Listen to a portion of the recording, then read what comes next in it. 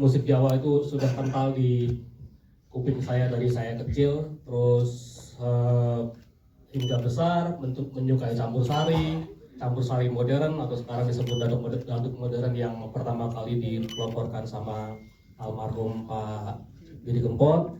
Terus kemudian setelah beliau tiada, muncullah generasi baru, yaitu Darboy, kemudian ada Denny Caknan, kemudian ada Happy Asmara, kemudian ada Gilga, NDXAK, Pendosa, terus dan lain sebagainya, Guyon Waton dan lain sebagainya. Dan saya berpikir pada saat itu langsung gini, ini kalau gue bikin sesuatu jadi nih, Jadi saya merasa ini gue bikin sebuah konsep film yang secara cerita harus apik dan menarik, tetapi secara persuasif sebenarnya saya pengen mengajak para penonton untuk bergoyang bersama.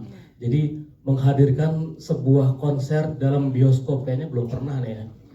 Jadi ya kalau dibilang meminjam Bohemian Rhapsody lah kira-kira. Karena ketika saya nonton film itu saya nyanyi sih, dari sepanjang film saya nyanyi gitu. Dan proses kreatifnya seperti itu, dan dimulai dengan riset waktu itu ditemani oleh sahabat saya Mas Aris Kalamara. Kemudian kami punya sahabat namanya Mas Dedi Abdul Rahman.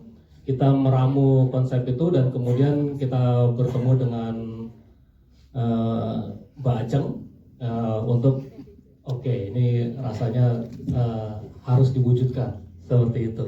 Oke, Mas Pugu, luar biasa sekali ya. Jadi ini benar-benar wow banget sih. Aku setuju banget kayak bikin konser di dalam bioskop. Tapi kalau biasanya kan mungkin udah pernah ada, tapi kan memang kita nonton konser gitu kan, bentuknya adalah film dokumenter konser. Tapi kalau ini adalah sebuah film, apalagi asli Indonesia, di dalamnya pun campur sari yang memang asli Indonesia. Tepuk tangan dong sekali lagi, biar keren sekali.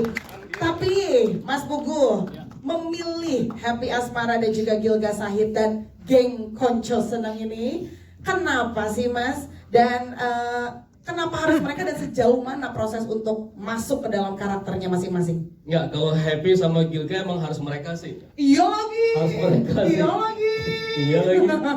Nggak di film, nggak di asli punya hashtag sendiri ya? Iya. Ikutin medsos mereka berdua tuh lucu gitu ya. Kalau mereka berdua ketemu terus di-upload di entah itu Instagram, entah itu TikTok, itu lucu gitu lah, bikin gemes gitu. Jadi kalau menurut saya emang harus mereka berdua sih. Comono. Gitu. Nah, terus kemudian kalau milih Erik Estrada, ya lucu dalam arti sebenarnya. Aktor Jawa lucu kan. Terus ditemani sama si Yusril juga lucu ya kan gitu. Kalau kemudian ada Mas Darbo, ya ini sahabat saya tercinta, ini harus main ini. Oke. Gitu. Oke. Terus gimana, ada tantangan mungkin dalam pendalaman karakter atau gimana gitu Mas Pugu? Ya, yang pasti lumayan ya pendalaman karakter, karena bagaimanapun juga teman-teman ini kan menyanyi ya. Iya. Nyari duitnya di panggung ya. Kemudian mereka diajak main film, mungkin mereka berpikir ini benda apa ya filmnya gitu. Mau nggak gue gitu. Kayaknya gue sekali manggung sekian deh. Masa main film gue cuma dibersihkan, mungkin barangkali juga ada kalimat-kalimat tuh. Cuman ketika kita melakukan pendekatan secara serius, oh iya gini nih. Udah setelah itu kita latihan acting coach di Madiun selama 7 hari barangkali ya, 7 hari. Terus kemudian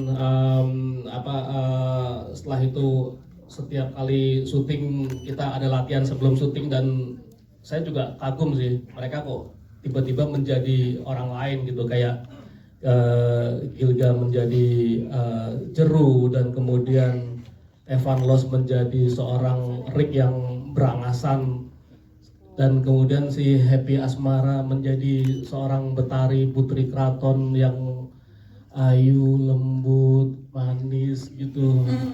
Atau aslinya biaya aslinya. Makasih. Kayak begitu aslinya saya. Udah nggak mau nonton duluan fullnya, nantilah buat kejutan. Pengennya nonton di hari pertama. Saya pengen beli tiket, saya pengen nonton, saya pengen mengapresiasi teman-teman. Saya boleh minta tepuk tangannya buat teman-teman yang sudah bekerja keras selama ini, dan luar biasa. Saya baru dilalah kok, dilalah yuk ya. Ada subtitlenya kok lewat tadi kebaca kan? Tiba-tiba. Dilalah nih. Actually saya tuh masuk keduluan di pinggir panggung, dan saya melihat scene terakhir bahwa saya pernah di posisi seperti itu. Saya